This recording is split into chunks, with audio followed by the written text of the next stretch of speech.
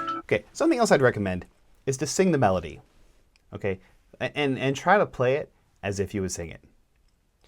And you wouldn't sing it bum, bum, bum, bum, bum. You know, nobody would sing like that. You'd have ba da da da da da da da da da.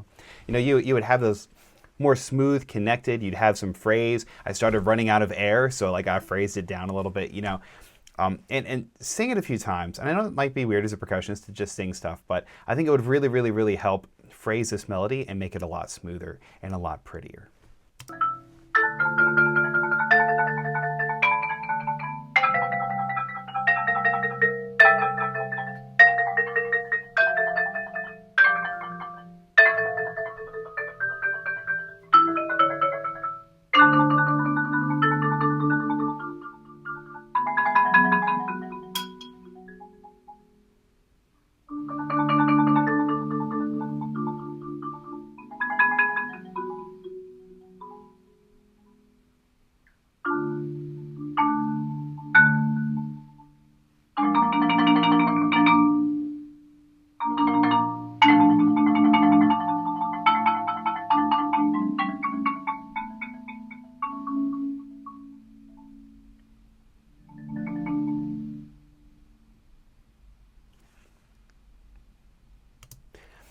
Okay, so we started in that section. It was actually pretty neat. In that section, we were starting to experiment with expression with things that are not volume. We started to vary our roll speed a little bit. We started to stretch the tempo a little bit, and those are some of those more advanced things that would have helped in the beginning of the piece. So we started to experiment with those. It was still a little disconnected at times and a little disjointed, but I really appreciated that you are trying to do that more higher levels of musical expression there. So more of that low playing, more expressiveness in the roll section. Apply that to the earlier parts of the piece.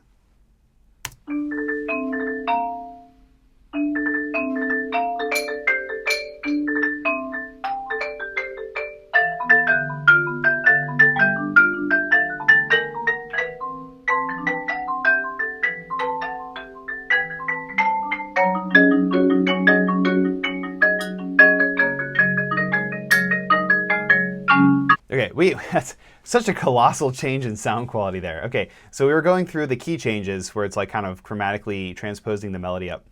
And you know, our playing zones on the accidentals are pretty poor, and even on the naturals, we're just getting a very, very thin sound. We weren't quite very good at it yet. We were missing a lot of notes and tensing up really, really hard. But then when we got to the part where it kind of goes back to mostly naturals, the sound completely changed and it opened up and it got warmer and it got prettier. And that's really the kind of sound I think we need to strive for all the time. I think in general, your playing's a little too harsh. And some of that could be mallet selection, but the fact that when we just went to all naturals, it instantly got better tells me that the problem is just a little bit more than purely mallet selection. In fact, I would just want to back up just a little bit. So and listen to this difference between the chromatic stuff and then the natural stuff.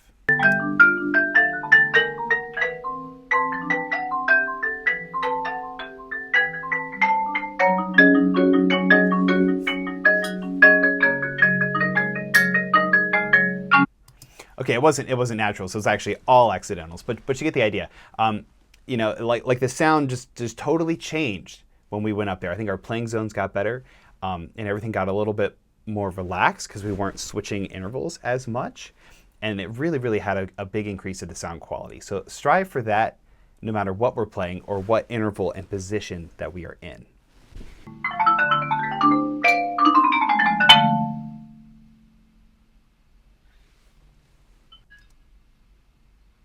Yeah, okay, and I see you like stretching out the fingers at the end there. They probably hurt, right? You're probably experiencing pain in your hand just from the amount of tension that we had. And this is a long piece. How long is this video so far?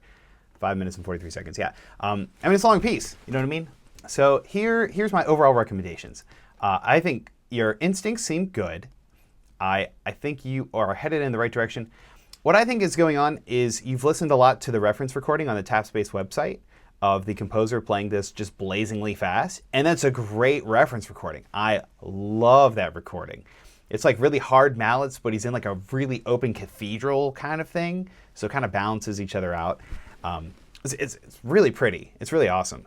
I think you've listened to that a lot, and you are striving for that, and you're striving to play it as fast as he did. But you're not quite ready to play it that fast. From a chop perspective, we're not quite there, but I also think from a musical perspective, we're not ready to play it that fast and have musical expression. So I have one or two suggestions for you, okay? And I hope this is constructive, and I hope you don't take this personally, just my professional opinion, and we all have opinions, so you can take it or leave it. But I think one of two things needs to happen. One, I think the piece is probably a little too hard for you right now, and you should look for a shorter piece, like 2 to 3 minutes in length, and a piece that's a little bit easier, okay? And I want you to focus on sound quality and not tensing up your hands, okay? Play it, whatever you end up playing, play it slow, get a really good sound, and then gradually increase the metronome. And that's another suggestion. I don't really feel like you use the metronome here because the easier and the harder sections change tempo so drastically. I think if you had been using a metronome, it would have been the same. You know what I mean? And you wouldn't be tempted to change the speed in accordance with how difficult something is. So that's my number one recommendation. Try something easier and shorter that we can be more relaxed with. Recommendation number two, if you really want to play this piece, okay, I recommend you take the tempo, and whatever tempo that was, and half it. Play it half as fast, and take all of your stick heights, and half them as well. And that is going to force you, A, to hit the right notes, because we missed a lot, but B, it is going to force you to be relaxed. And it's going to feel excruciatingly slow.